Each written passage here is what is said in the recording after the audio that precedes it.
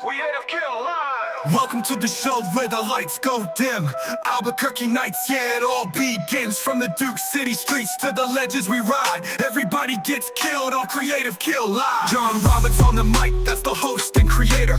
Wolf, Ben, and Dizzy and a squad, no debaters. Happy Anderson in the house, serial killer on the stream. Guests sit down, but they step into a dream. Brooke Smith from the silence, ghosts in the air. Talking Bigfoot stories like they're right over there.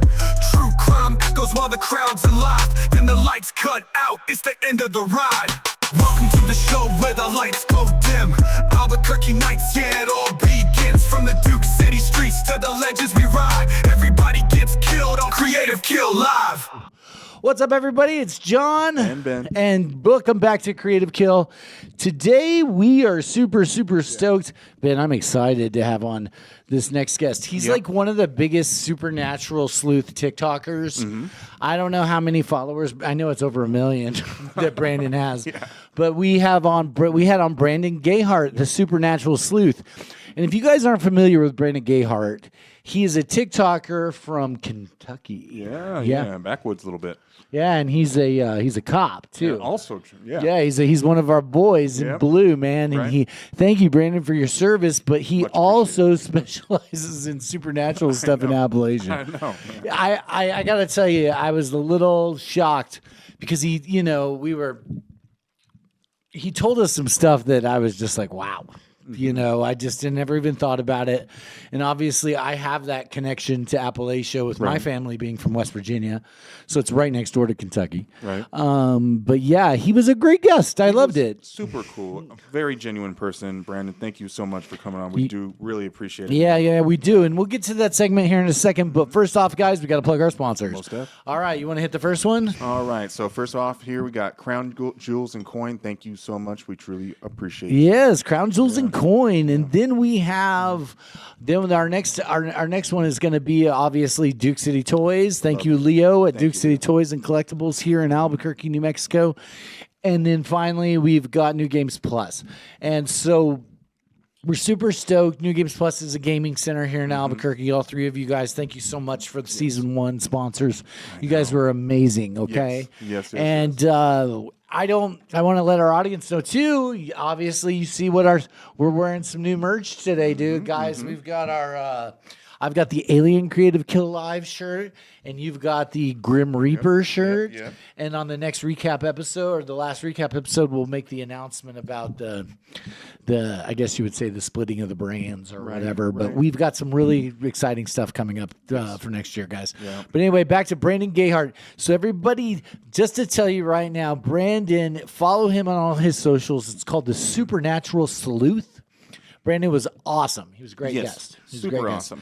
I mean, I definitely learned a lot more about that type of lore Yeah. than I had ever actually known. Well, in that type of the world, you've never been over there. No, have not you? yet. Not yet. But Yeah. We're gonna make that happen. Yeah, we're gonna make that happen. We're gonna go. I told Ben, because we get into a little bit of Mothman talk, that I want to take him to Point Pleasant. Yeah. And us do the Mothman stuff. So anyway, everybody, here is Brandon Gayhart, and you're back with Creative Kill, where the guest Always has a killer experience. Yes, he does. We'll see you guys soon. Thank you so much. Peace out.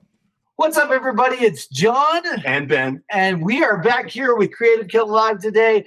Remote episode. We just introduced our new guest here, and Ben, I've been excited about this guy. Yeah, so John, much. you really have. He's been talking about this all week. And Brandon, I really have. So, guys, we have on Brandon Gayhart with he's the supernatural sleuth. Is that what you call yourself? That's it. Yes. Okay. And so, Brandon, we're gonna kind of give our audience a little bit of context right now. So you're in Appalachia, obviously, because of all your TikTok and your Instagram stuff. I'm wearing my West Virginia shirt for you today. I know you're a Kentucky boy, but I got my Stranger Things camo hat on. I tell Ben all the time. He's like, "What's your favorite color?" I'm like, "Camouflage." That's my favorite color. I wear it all the time. Yeah. So anyway, we just to let everybody here know, we talk everything, all things supernatural, horror, true crime. We get into it all here on Creative Kill Live. Real quick, we've got to plug some sponsors. Okay, Brandon, hold on one second. We'll be right with you. Our first sponsor today, is going to be Crown Jewels and Coin. Thank you, Crown Jewels and Coin. You guys are the best jewelry shop. If you guys need anything for the Christmas season, and this is probably going to air afterwards, so we're going to edit that out. If you guys need anything after the first of the year, new year, new me kind of stuff, go to Crown Jewels and Coin. They got all your jewelry. They got you covered for You sure. want to hit Duke City? And also to thank Duke City Toys, Leo. We love you so much, man. Yeah. We do appreciate you. You were awesome. We actually just had an event. Brandon will tell you here. You may have saw some of the pictures, but we were with our sponsor, Duke City Toys. We had Sting, the wrestler. Yeah. So we got to do a little bit of stuff with him, not a whole lot, nothing like this, but he was a fantastic dude. He was so cool, man. I love, and that's one of my things. Is I'm a big fan, big, huge nerd of professional wrestling. Yeah. All things professional wrestling, John's got you covered. On Yeah. So I love me. It's been since I've been a kid, and it was kind of a dream of mine. And Leo made that come true. By the way, we want to tell you real quick, happy birthday, Leo, 41st. We love you, man. Happy birthday. Yeah. So we're gonna go ahead and jump in on this thing right away. You ready for this? Yeah, let's do it. Okay, so Brandon, the supernatural sleuth, Brandon Gayhart, everybody, we want to introduce you to you. So Brandon, tell us a little bit about yourself. Go ahead. Tell us your bio. Well, as you mentioned, I have lived in the heart of Appalachia, eastern Kentucky, my entire life, which is 44 years. Oh, wow. I have been in law enforcement now for about 25 years. Okay. Also, I've been investigating the paranormal about that same amount of time, or a little longer, probably. Right. So, a good friend of mine, he lit a fire under me about 2.5 years ago, and I started TikTok. thinking it would last about a week because I knew nothing about TikTok. But I don't know. One thing after another happened, and here we are. As of right now, I have, I think, 1.4 million followers across all my social media, and Awesome. We know, yeah, it's truly incredible. awesome, and I've been blessed.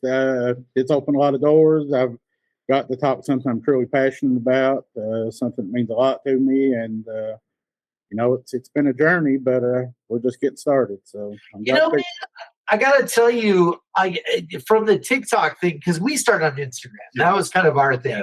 I wasn't really I just didn't know where TikTok was going, because we are a horror thing. We were a podcast. Now we're a live show. We obviously do the remote interviews with guys like yourself and other celebrities and stuff. But I gotta tell you, your channel, and I'm gonna mention this because my dad was the one. He lives in Hamlin, West Virginia. People, shout out to Hamlin. Anybody over there? He was the one who turned me on to you, and then I got hooked, Brandon. I got hooked. You know how you kind of just doom scroll, and it's just, I gotta tell you, this is my personal opinion. It's your it's your hooks at the beginning. You hook the audience in. I'm going to say that from a filmmaker's point of view, it's the question you ask at the beginning, and then I'm always answering it in my head. Right. You definitely did a good job of bringing up that internal dialogue that people just naturally go through anyway. Yeah. So it's like the perfect hook to get you oh, okay, yeah, I want to know. I gotta wait to see what's going to happen towards the end of this video. But he also builds the tension. Yes. Before the actual video, and I gotta tell you, you're amazing at that. Because and just don't take this the wrong way, but you've got some great eyes, man, and you're just the way you look into the screen. I'm always kind of hypnotized by the way you're talking to me, and then you show the videos, and I'm like, holy shit, because you get some stuff, and we'll get into that in the second half. You get into some stuff. There's some of your videos, I mean, some of it I can tell it could be AI generated or whatever, but there is some legit shit there. Yes. There's some legit stuff. And we'll get into that here in a second. But I just want to tell you, huge fans of your channel, man. Anything we can do to support you after, obviously, we're building this relationship with you. We want to have you back on the show again. If you ever come on, even if we get going, maybe even bring you out to the desert out here. If you ever want to come to New Mexico and business in the land of entrapment. Right. Hey, man, have you ever been down here? I have not. I've traveled north and south, but I have not went very far west. So that you should come out here for the balloon fiesta. There you go. The international, it's the hot air balloon fiesta. If you have family or you ever want to see something that's truly amazing, I tell everybody, And we got Breaking Bad and Balloons in Albuquerque. You know what I mean? That's our big thing. Santa Fe State Prison. I know he'd be interested. Yeah, we got the Santa Fe State Prison. Yeah, where Oh yeah, yeah. huge definitely. crime happened. Yeah, we're actually going to do a show there next year. Hopefully, we're working on something there. Yeah. So anyway, well, Brandon, we like to break the ice, suppose, and then we ask we ask what we call our final three questions. That's right. You ready, Brandon, for the final three? Absolutely.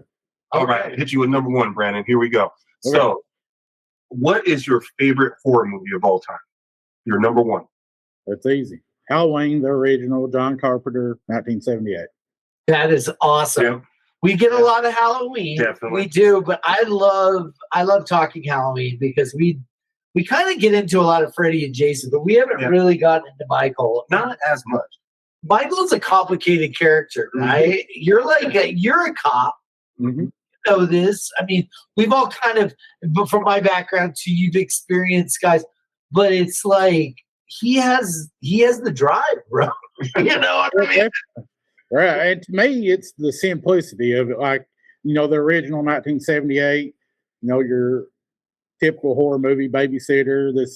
You don't really know why, at least at that time, why he's doing what he's doing, but he is determined. Right. Laurie Strode. And Yeah, it's Lori. the simplicity of it to me, like it's scary without all that the AI generated CGI stuff. Yeah. Practical effects. Well, we talked about this on another show, but I'll tell you this: did you know that and this is a camera thing? Mm-hmm.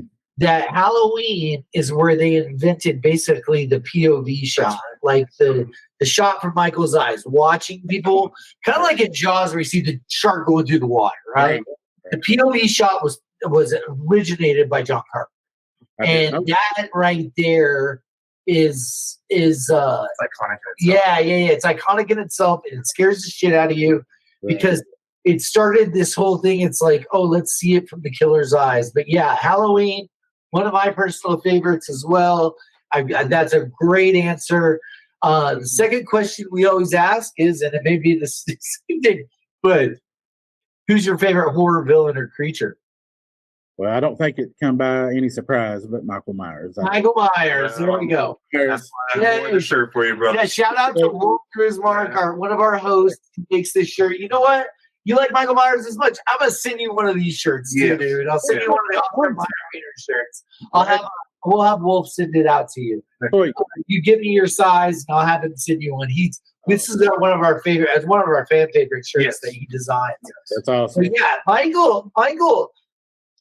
Even in it's always been kind of. I mean, the later H2O stuff and all that. I'm like, but the new remake, I liked the first one. Or I guess it was Halloween, and it was Halloween Kills or Halloween Ends. Right. We actually just went on. We had another episode, but the kid, he's in the new Silent Night, Deadly Night. He was in the last Halloween Kills. We just did Ruby Modine. That's Matthew Modine. I'm sure you're familiar with Matthew Modine. He was Private Joker. Yeah, it's his daughter. We just had her on the show. Mm-hmm. Yeah, she did. She's we're gonna work with her in another project too, but. She's fantastic, but yeah. So you want to hit? And just to credit real quick, your favorite character. What I love about Michael too, he's always playing chess, not checkers. He's never running. He never runs. He doesn't have to. You know what I mean? Like he's so much ahead of the game in terms of the kill and what he's looking for in the kill. That's one thing I was always admired about him as a character. I just love that aspect of it. Yeah, and I think in that movie they didn't try to over-explain. Dr. Loomis just said evil in his eyes, darkness. I spent, a number of years trying to reach him. Then the last, 20 years making sure he never got out. Mm-hmm. Right. Described him as evil. It didn't really give a lot of backstory. He just is. And I think that's creepy in itself. Well, like you said, the simplicity of it really goes a long way in that film. Yeah, since then. Then it's always the mental institution, guys. Yeah. It's like anytime they get out of a mental institution, we've got a problem. I mean, we all know that, right? Right. So, this is your favorite question. Yeah, this is actually. So, tell us, Brent, what film lives just rent-free in your head? Like something that you saw and it just affected you in a way that either scared the crap out of you or just kind of stuck to you like glue, just, in your head. Right. The Exorcist, the first one. Yes. Yep, yeah. Another notch on the. So I gotta tell you guys, they just broke news today. They're redoing The Exorcist again Okay. with Mike Flanagan, which I like Mike Flanagan. I think he's a very talented director and writer. I hope they do it right because this last one was. I don't like to say that things are garbage. I just because I know a lot of hard work goes in behind it. Mhm. It just wasn't for me. But The Exorcist, we're really excited because Linda Blair is coming here in January, and we're hoping to be able to meet with her when she's here. Yeah, that's a tough one, man. That's one of those watches when I saw it as a kid. I don't know if you. Yeah, a little bit before my time, unfortunately. Yeah, I saw it as a. Mine too. yeah, Brandon. We're a little older than this kid, right? Yeah, I just turned 40, so I'm a little young and still. Yeah, but yeah, it was. I think we watched it like a slumber party, and then it just was like, "What are we watching?" And my mom got it for us, of all things.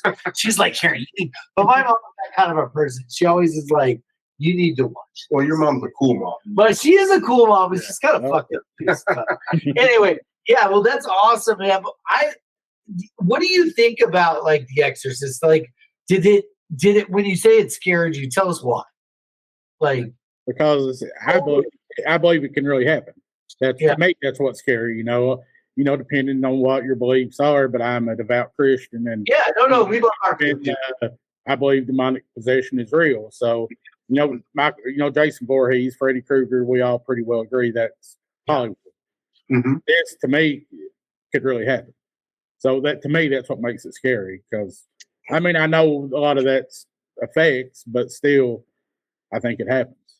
Well, I have to agree with you there, Brand. Religious-based horror is probably one of the few horror types that I really can't watch on a regular basis because of that fact. Because it is so real and it resonates with me on that level that it honestly, it's just I don't want to invite something into my life.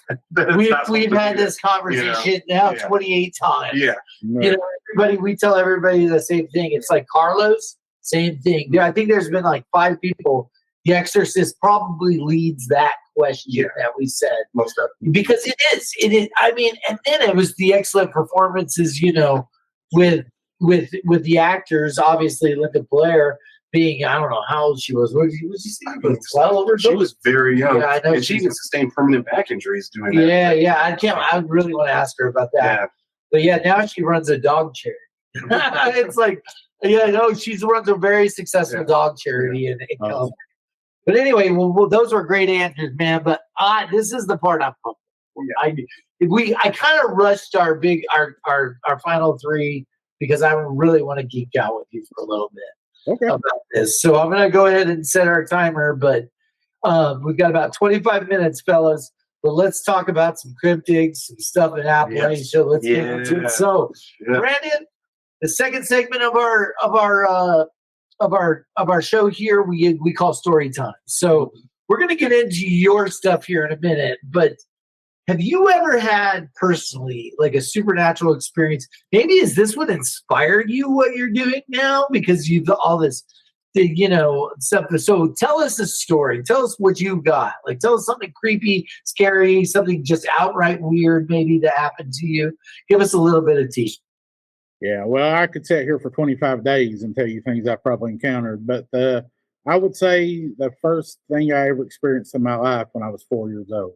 I think that's what cracked the seal. I think it got me curious at a young age, and it led on into when I started in law enforcement is when I really started, I think, pursuing the paranormal actively. But 4 years old, actually, I can almost look out the window and see the house that happened in. It was my grandma's house. Oh, wow. And I've never known anybody else. It's an old house, probably 80 years old. No, I know of no one else having a paranormal encounter. But when I was 4, which would have been probably 1986 or so, my grandma, she used to babysit my cousin and I. We were the same age. We were out on the porch. I remembered it was a beautiful spring day. My aunt still lived at home at the time, and she worked night shift, and she had just gotten off work, and so she was trying to sleep, and so my grandma took us outside, and we're just playing, have a good time, and there was a toy that my cousin and I wanted to play with. It was a ball. I remembered it, just a generic ball. And it was inside the house. And it's a 2-story house. And on the bottom landing of the stairs, there was a big toy box. She kept all her toys in there. So I volunteered. I said, I'll go in, I'll grab the ball. And I and it's been 40 years, but I can remember this clear as I can what I ate for lunch today. I walk in the house. I go through my grandma's bedroom. I go to the stairs that go up. And the upstairs was only used for storage, essentially. They didn't go up there much. Narrow, creepy stairs anyway. But I wasn't scared of anything like that. Poor. Yeah. So I go to this toy box. I lean over and I'm throwing stuff. And probably 30, 40 seconds go by. I just feel the hair stand up on my body. I can remember that. I didn't see anything. I didn't hear anything. But I felt like something was watching me or somebody was watching me. Right. And just instinctively, I looked up above me. And there stood, with his hands on the railing, looking over, I kind of refer to him as the Monopoly Man. He had on like a Victoria era style suit, a top hat, a monocle, white, short, trim beard. Almost like Henderson. Yeah. And he's just looking at me. He doesn't move. He doesn't say a word. I'm getting the creeps right now. Just listening to this. I'm getting chills because I can see this dude 40 years later. Like, we locked eyes, and I don't know how long I stood there. Probably not long, but it seemed like a while at the time. And I remember running back outside, and I'm sure I told my grandma, which I'm sure she didn't believe me. Right.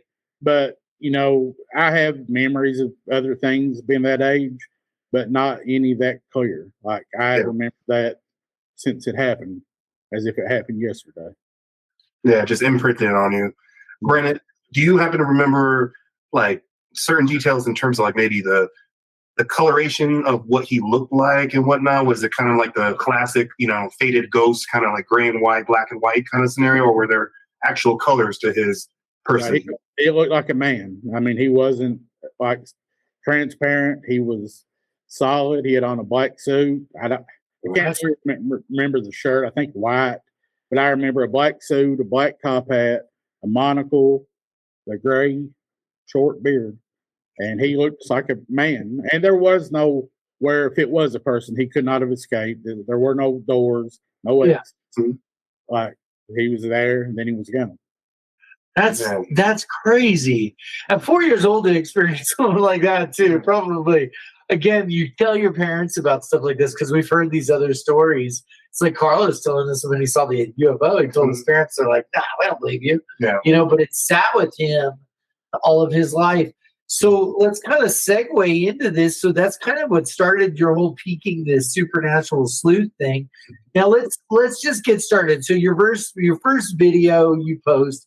So are you pulling stuff off of TikTok, or some people submit it to you? That's one of my first questions. Well, when I started TikTok, I had no idea. In my head, I thought I'm going to share what evidence I got, but I soon realized that well ran dry pretty quickly because you don't really catch a lot of evidence. Yeah. I have stories. So I went through what little bit I did have, and then people just kind of started telling me their experiences. They would message me and say, I don't like to be on camera, but I'd like for people to know what happened to me. Right.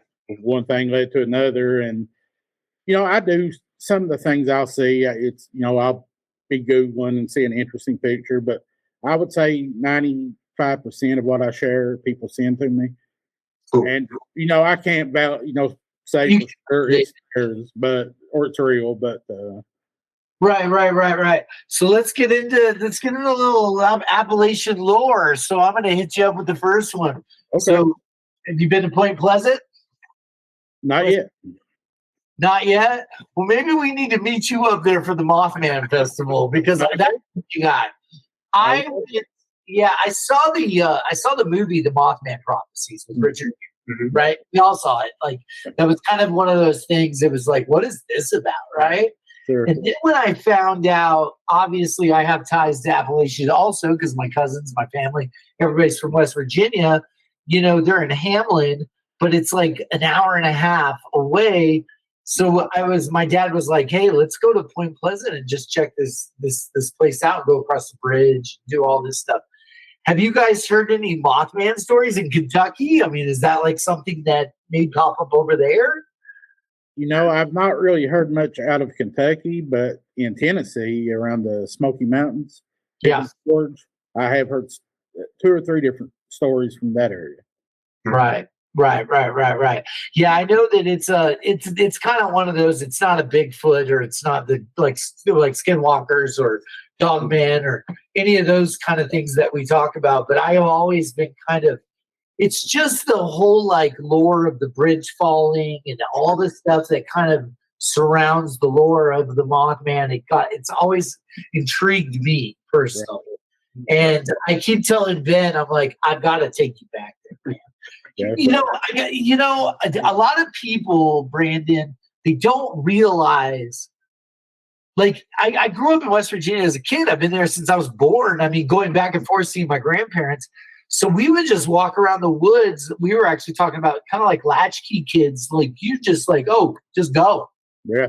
And then once you get the lay of the land, you just kind of know where you're going out there, but you don't know what's out there. No. And then the Mothman for me was a big thing to ask at the beginning, but this is the second thing we want to ask about. We got to ask about the big guy, Bigfoot, Sasquatch, because I know there's a ton of sightings where you guys are at, right? Tell me got there. Have you ever seen a Bigfoot? Like an No, I have not seen Bigfoot.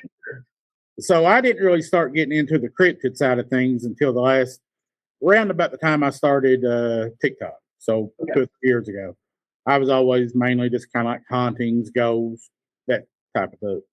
But as I mentioned to you guys earlier, my best friend, Zach Hall, he worked on a lot of shows. There's a show called Expedition Bigfoot. I'm not sure if you guys are familiar. Yes. Mm-hmm.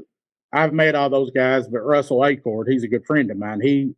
Zach was Russell's camera guy, and he kind of became the staple of the show. And Zach, he wasn't really into Bigfoot either, but after doing 3 seasons, he became a believer. And he kind of, told me, he's like, you need to check this out. He's like, this is legit. Because I asked him one time, I was like, so when the cameras are off, is this stuff just made up? Is it bull crap? What are you guys just making a show? Reality show. Yeah, and he said no. He said if we show it on TV, he said it happened. Now I can't say for sure it's Bigfoot, right?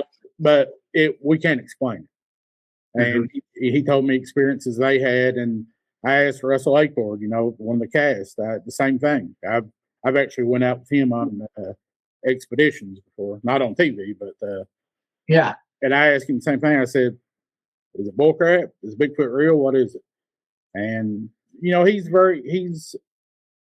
ain't one of the woo guys. Not every tree limb that branches is Bigfoot. Right. He's tried to look at it from both sides, and he says, yeah. He says it's real. He said I can't prove to you it's real, but when you have, I don't know how many people I've had message me, come up to me at events and tell me their story. I almost hit this thing. My vehicle I was on a podcast last week. Guy said I almost ran over it. He said I looked it in the eyes. He said I'm not crazy. I mean, this guy was like a war vet. He's, you could tell he wasn't just like some crazy dude. Yeah. And so I've never seen Bigfoot, but I believe there is something out there. What is Bigfoot is a question to me. There's a lot of lore behind the Sasquatch. We actually, our very first guest on this show, his name is Jesus Bion, and it's funny, he has a YouTube channel. He was in Breaking Bad. He's an actor in Breaking Bad, but he is a Bigfoot enthusiast. Yes. And he has a show, it's called Breaking Bigfoot. And he goes around and talks about, because he's in southern New Mexico. He's in southern New Mexico, which is there's a lot of woods, a lot of mountains. We have mountains here, but it's more like here, desert, Santa Fe, woods. And then you go up north towards Colorado and stuff, where we have a lot of Bigfoot sightings there. But he's all over it. Like, he knows. So there's an association called BFRO, I think it's Bigfoot Research Organization or something. He's like one of the guys in that, and then he does all this stuff. But I got to tell you, when I go down the rabbit hole of watching Bigfoot videos, they're just like some of my favorite too. I have Sasquatch stuff all over the place. I wear Sasquatch hats all the time. Yeah. And you know that a lot of people think it's just a primate that's really out there that nobody's really ever discovered. That's kind of like a human. Like it's as smart, not as smart as a human, but it's pretty witty. Yeah. You know, because it doesn't like to get itself on camera. Like unseen. Yeah, some of those videos. Have you seen the one, guys? Have you seen the one where it's like a close up of its face? Like it's like a very tight shot of Bigfoot's eyes. I'll put it up on this video since we're sitting here talking about it. But it's like one of the best things I've ever seen because it does. It looks like I'll tell you what it looks. It looks like an adult size, like a huge Ewok face, kind of. You know what I mean? Like from Star Wars. But it looks like something that's not like we've never seen. Right. You know, and then so that's one of my things is because I know you're a police officer. I know that I don't know what you do as far as patrol and stuff like that. Right. But I just know that there's been a lot of law enforcement officers that run into this creature. Oh yeah, you know? And you post some videos about that. Like I've seen videos that you post. It's like it's crazy to think about that. You know. And, you know, I have a theory about Bigfoot and a lot of the cryptids and creatures, even ghosts. And it's not necessarily a popular one, but it's where I'm at right now until I, learn something different to convince me otherwise. Yep. I have a theory, but it's only a theory. I can't prove it, if you would like for me to share that, I believe there is a Bigfoot, a biological flesh and blood, bipedal, by Bigfoot. Yeah. And just very elusive, highly intelligent, that's able to not get caught or be seen that often. Okay. Right. So, and kind of the driving force behind what I do with my social media and my paranormal investigations, I believe there's a darker force, demonic forces out there manipulate people. So while I believe there is a biological Bigfoot, flesh and blood, I also believe you have demonic forces that can take the form of, say, a Bigfoot, a Mothman, your great grandpa. Because you hear some Bigfoot stories from people that they thought they time warped, or they're like interdimensional. They're here 1 minute and over here the next. Flesh and blood creatures, I don't think can do that. No. So to me, that says spiritual, and so I think there's dark for. I think demons will kind of manifest as whatever is necessary. If you're looking for Bigfoot, maybe you'll see a Bigfoot. If you go to a haunted house looking for an old 90-year-old man who lived there 100 years ago, that's what you might see. Because, they're not going to appear in their true form because they don't want people to think it's a demon. They want you to think it's your great grandpa or Bigfoot. Mm-hmm. Yeah, well, I actually like that too. I've heard the like what you just said, the portal thing, like maybe it's from another dimension and it comes in, and then that's the reason why when it disappears, nobody finds it or whatever, or sees it or can get it on camera. Because here's my only thought. And I told Jesus this when we interviewed him on episode 1, is that I'm a hunter. I hunt. Yeah. Okay. Are you a hunter? Oh yeah. Okay. I have 1 million trail cameras everywhere, and there's just never been. I just don't understand why there's never been one. If I just walk up to the camera and kind of look at it like that, right? Like I've had raccoons, I've had deer, I've had coyotes. There's been bear in West Virginia that we've seen. It's just like it's always the kind of the blurry picture, which I check up to as, maybe it knows the camera's there too. But, and it could be something like that. But yeah, I love the lore of some Bigfoot, of any kind of Sasquatch, Harry Manders, and kind of stuff. No, I wish it was nice as Harry. But then let's go and segue into because I know you talk about skinwalkers a lot too. We get that a lot here in New Mexico. So we have a lot of Native Americans here, you know, and they definitely believe in the skinwalkers, the shapeshifters. Oh, definitely. It's you hear about that a lot. So tell us what you think about that. Well, you know, I know, and I didn't even know until a couple years ago that there were skinwalker sightings in this area. I thought it was all out where you guys are, where the hole and the desert. But yeah, you know, that's becoming very popular here in Appalachia, especially Kentucky, Tennessee. I hear a lot of stories. Yeah, but, you know, I ask myself every time I hear of one of these entities, these sightings, okay, I know what skinwalker is supposed to be, but then I try to weigh out, okay, well, what if someone really seen a skinwalker, what is it really?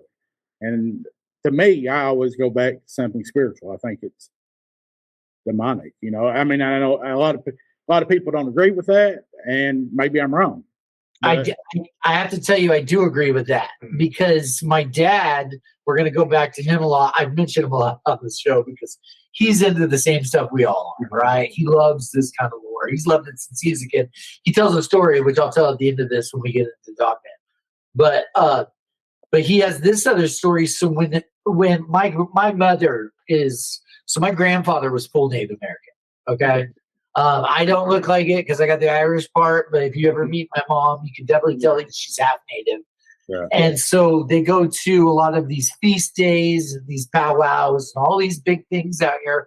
Well, my dad went out with her one time, and I think she left my dad with my grandfather, which I love my grandfather to death. He's God rest his soul. He's been passed away since I was like 4, but my dad said that, you know, he saw a skinwalker, he saw a shapeshifter. And he goes, John, I swear to God. He goes, because they have out here, the reservations, you know, they have basically, this is not now. Now they build them like apartments and stuff. But back then it was just trailers. Right. You know, so he said he was sitting at the stairs of this trailer and he saw this, he says what he thought was a wolf or a coyote. And he goes, John boy. And he always, like, I could tell when my dad's kind of bullshitting. Right. But he's like, John boy, he goes, it shifted into a man. He goes, I saw it and it walked away. He goes, and then it disappeared. He goes, it's scared. And my dad was a Marine, recon Marine, not scared of a fucking thing. And he goes, that scared the shit out of him.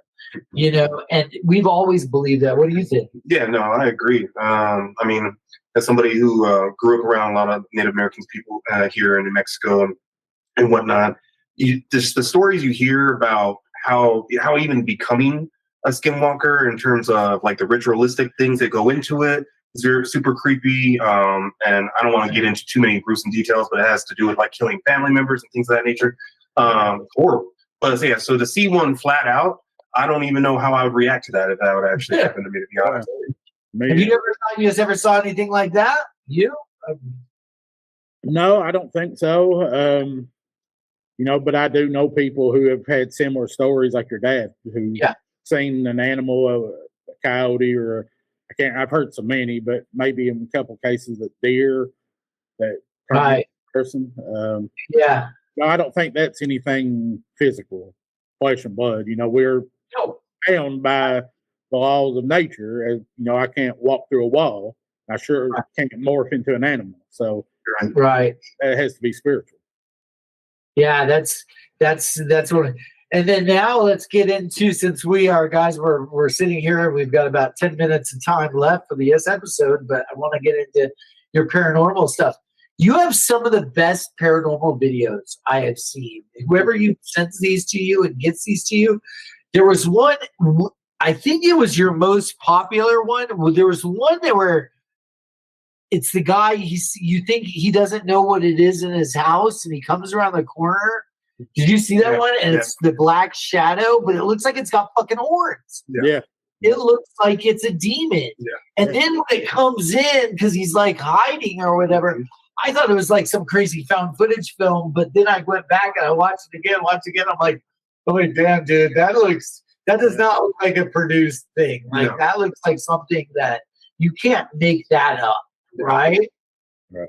Yeah, definitely. And I get literally my inbox, my email, my Facebook, TikTok, everything. Like I'm backed up hundreds. I can't respond to them all quick enough. I get so many submissions, but We opened that door too. By the way, we opened it and I had to close it real quick because it just flooded our DMs, dude. Our DMs were crazy. yeah, And so we're nowhere near like where you're at, but we're also, you have to realize we're also on the Roku channel. So that's kind of what gets us. right. Yeah, because of where we shoot at, they've given us an opportunity here locally.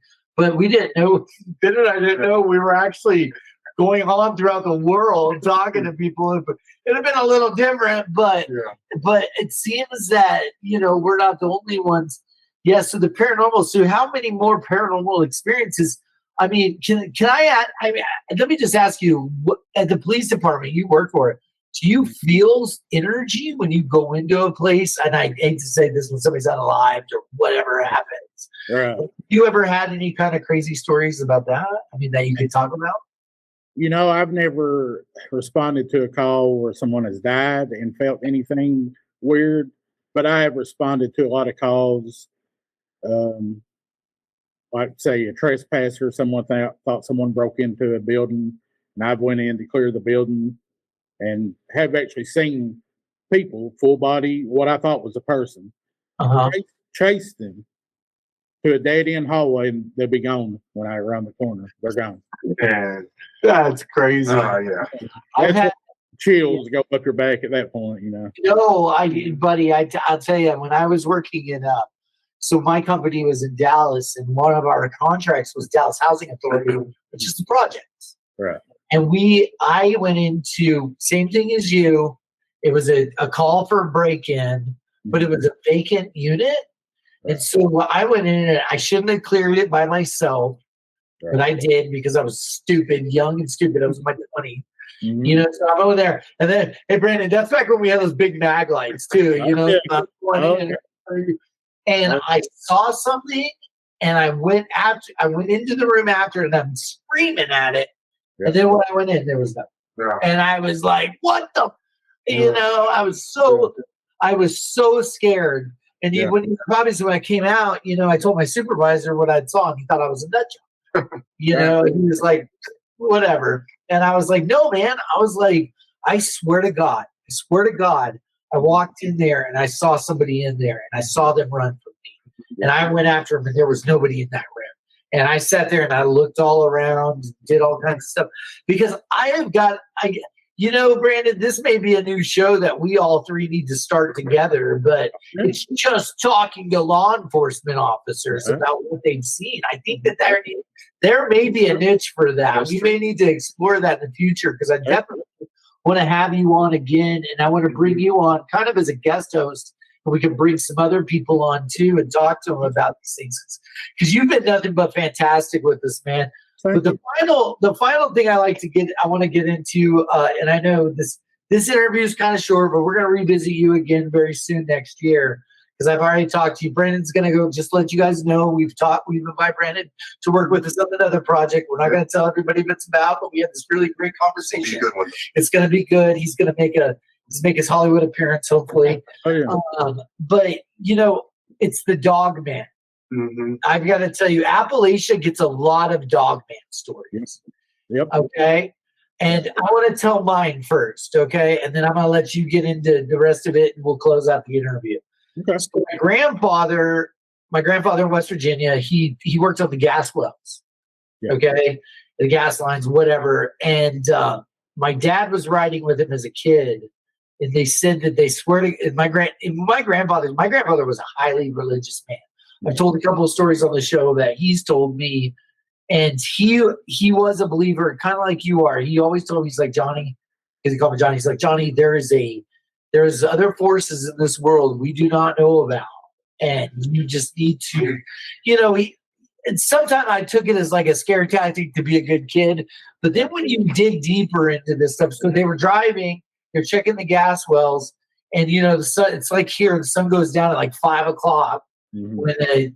and they said they were driving down this desolate road, and this creature was in the middle of the road. It's just a 2-lane, the 2-lane dirt roads in Appalachia, in West Virginia, Kentucky.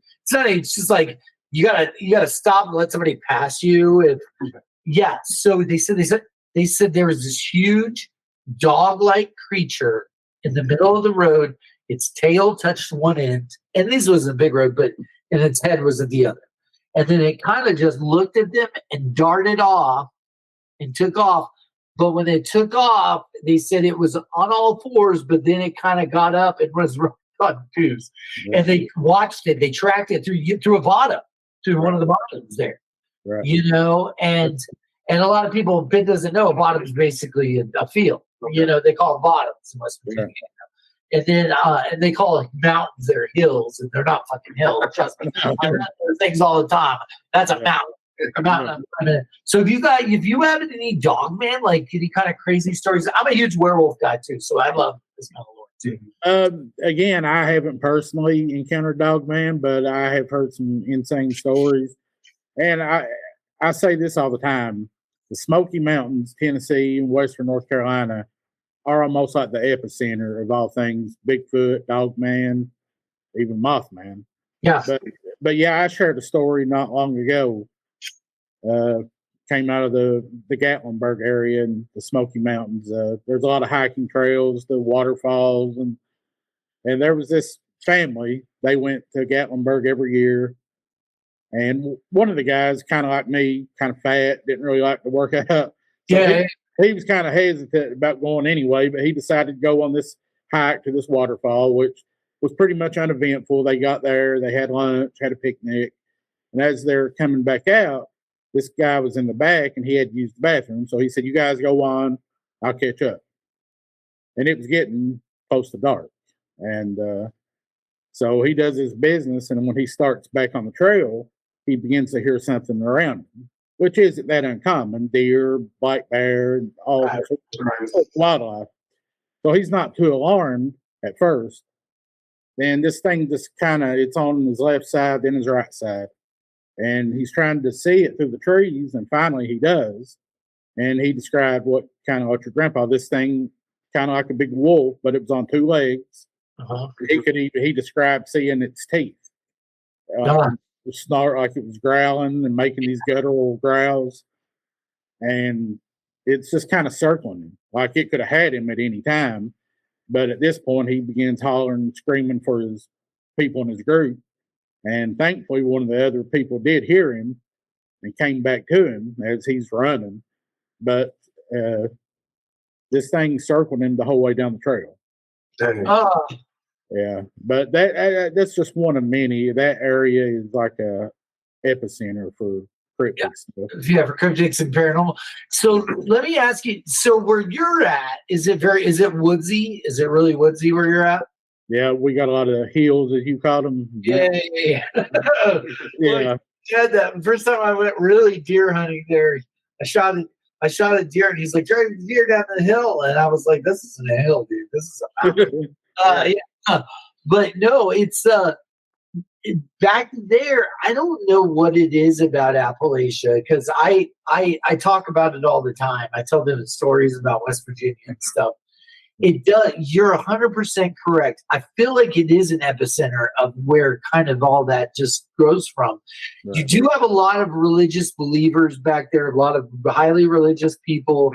Mm-hmm. But I don't think when they tell those stories, because when I talk to them and I do experience the same thing, it is truth. You can tell, because you being in law enforcement, me being in law enforcement, all of us, you can tell bullshit when it's kind of coming out of somebody's mouth. You know what I mean? Definitely. And I'm an actor too. That's our other thing. We act, but I can tell when somebody's kind of acting, and then when you actually see the natural, mm-hmm. Do you believe? I mean, is that what you think? It's like when they tell you these stories. Oh, definitely. Even through emails and DMs I get, like I can cut through the crap pretty quick. A lot of it, I'm not saying that all of them, and I don't share all these pictures and videos. I can't say they're all. I know some of them's probably AI. Right. But I'll leave it up to people to decide for themselves. I have shared things that I was like 99% sure was AI, then had people DM me and say, I experienced that exact same thing. Like I seen that same thing when I was a kid in my bedroom or something like that. So, I mean, it's hard. The reality and AI kind of blurs together anymore. You know? Right. Well, AI's only been around I play with AI with our channel and stuff, and I don't think it can create some of the stuff that I've seen on your channel. Yeah, exactly. I really don't. I mean, you can definitely now tell when it's AI. You know, it's like, and my big thing is, I love we're going to jump back to Sasquatch. Like, if there's guys that actually make a video that look good enough, I'm like, they actually put some effort into this thing. You know what I mean? It's like, but then there's just that you can tell. It's like, how many dash cam things have we seen? I mean, for police officers, they're driving and they're like, whoa, what the fuck is that? You know, I mean, or body camera footage or whatever they catch. Yeah, trail cam. You can't, I mean, you and I know this. You can't, I mean, how much trouble would you get in setting up a call like that? Like, you get in so much trouble. You know, your chief or whoever be like, why the fuck are you out there doing this? You know, but would rip you a new one. And then I'm also when I left, you know, I'm in the I do cameras and alarms for a living, and I can tell you, I can create a whole show, Brandon, on the stuff we've seen on surveillance cameras. Oh, I mean, this is, I tell people all the time, I'm not allowed to do it because of who I work for. You know, and I can't even bring that up really, but it's like, since I've been doing this, I've been under contract with several companies, and, you know, we do go into houses where they think it's some kind of a technology issue. And I'm like, no, there's nothing wrong with the DVR here. You know, like, that's something else. You know, if you see orb or you see something that's kind of creepy, I'm sure you've experienced kind of the same thing, correct? Oh, definitely. 100%. Yeah. Well, I have a question too. Yeah, before since no, you guys we're good. We got about 5 minutes, folks. General area here. What do you guys think? You know, personally, why is Appalachia such a hub the way it is? Because, you know, you got other parts of the world where certain things like this go down, but it does seem to be centered around Appalachia in a way that I would argue is not. You don't really hear about this, say, like, you know, in other countries, you know, and with the same kind of consistency that we don't hear about. I mean, I got to tell you this. I think in the Eastern Europe bloc and all that stuff, they see a bunch of crazy stuff too. Right. I'm going to tell you my opinion. We'll let Brandon close out with his opinion. Okay.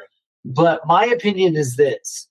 I don't think that anywhere else in the in our area, in the nation of the United States, I don't think there's any more religious than the Appalachia area.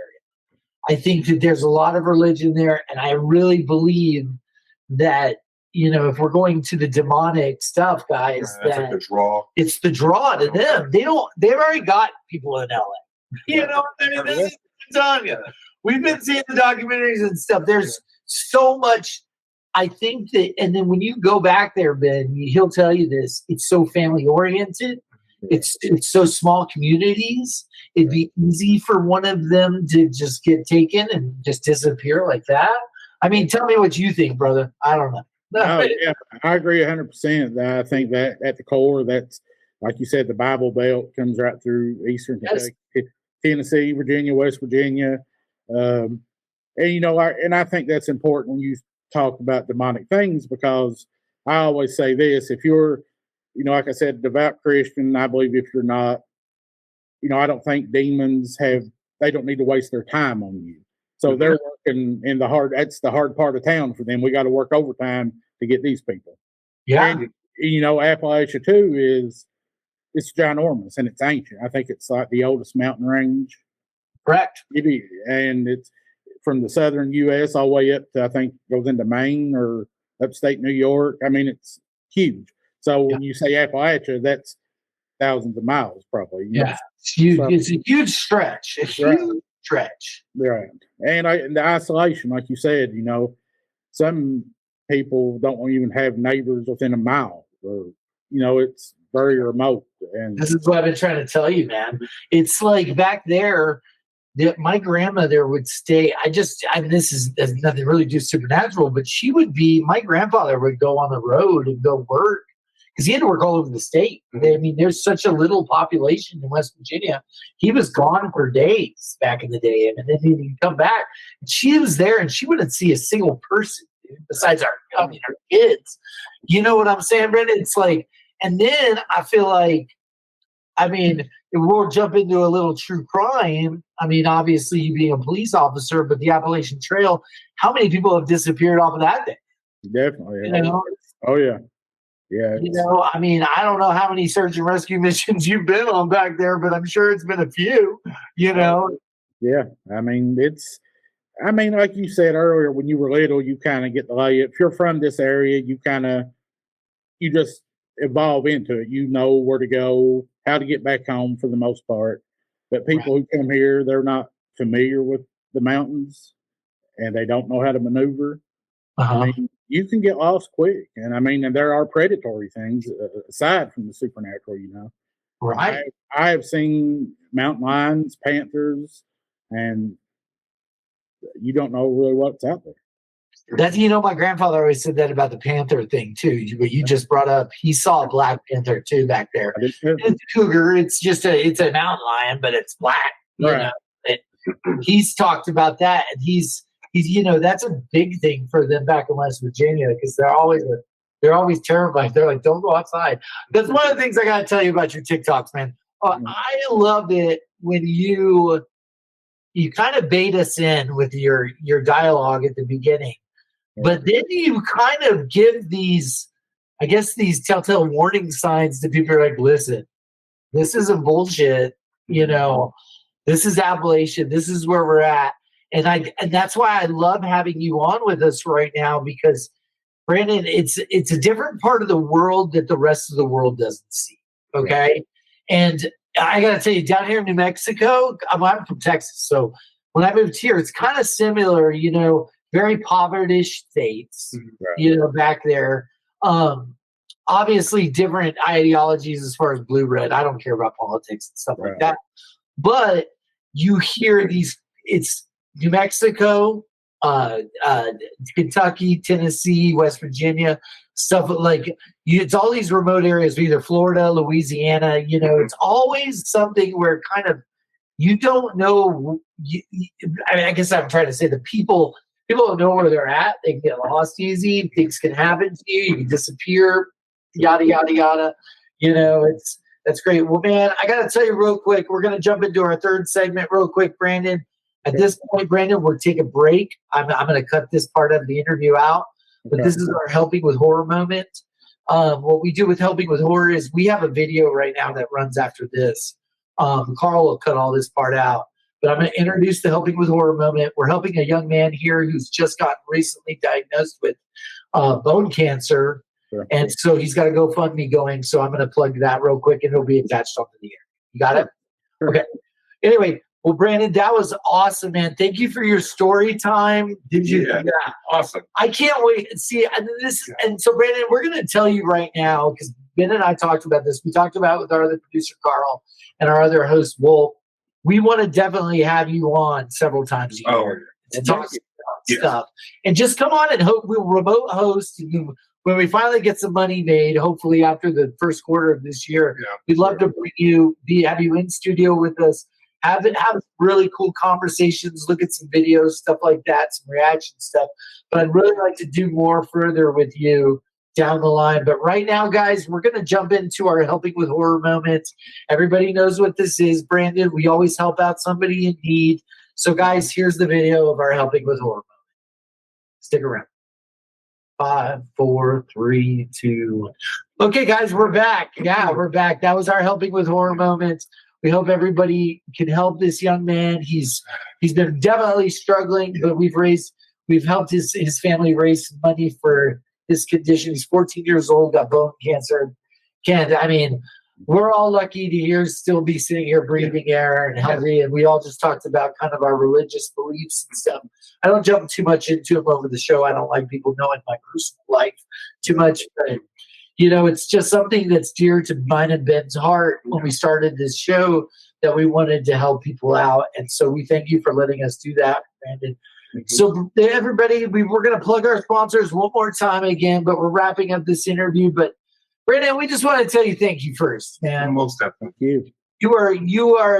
You've got a fantastic channel on all of your platforms. I'm a fan. Ben's a fan. My family's a fan. I think you've done something, man. You've kind of broken into a world, kind of like I did. You know, I always thought I'd be in private security for my whole life, right? And I still do it. I'm not gonna lie. I still have a job that I do that, like I said, it's not physical security anymore, but it's all just cameras, alarms, and stuff. But I want to thank you for your service, being a police officer. Yes, sir. Everything that you do. I mean, I tell people this all the time. There's all these people say blank, blank to police and all this stuff until you need it. Yeah. And buddy, we need you. We need you out there. We need you doing what you're doing. We thank you so much. Appreciate it. For that, because we're sitting here talking about not fun stuff, but stuff that we're all interested in. It's fun to all of us. Yeah. But you deal with real life situations. And this our stuff's real life, but I'm talking about you see the real deal stuff. And I know back where you're at, you guys don't have the resources that everybody else has. No. I mean, how many people are in your department? Do you mind me asking you? 7. Yeah. Right. So Yeah. this is what I say. It's small time. Yeah. And I'm sure that you guys work your tails off, and we really appreciate you. That's all I really have to say. But to jump back to the supernatural stuff, you are the supernatural sleuth, man. Yeah. When you gave yourself that name, we believe it because we love your channel, dude. Sure. And we're gonna plug. Well, go ahead. Share this. I'll credit ChatGPT for that. When I was coming up with the name, it came up with Supernatural Sleuth. I said, that's it. Hey, you know what, man? We've used ChatGPT all the time. Yeah. I mean, we use it now. I mean, I think it's just the new tool everybody's using. Right. But back to this, Brandon, we want to thank you for coming on our show, Creative Kill Live. This is your first appearance, and I'm going to say that because we're definitely going to have you on again. Real quick, we want to plug our sponsors again, Crown Jewels and Coin and Duke City Toys. Thank you guys so much for making these opportunities happen for us. Brandon, we are also going to be sending you a cool swag bag with your serial killer game. We send to everybody a couple of T-shirts. I'll make sure the Michael Myers one is there for you.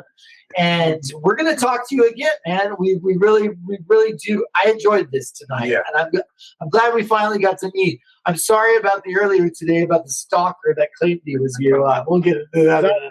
All right. That was so funny. It was so funny. But hey, man, thank you for coming on. And Brandon, we always tell our guests one more thing, okay? Real quick, we have one more thing to tell you. All right? You're one of the lucky ones. Good. Thank you, guys. Thank you.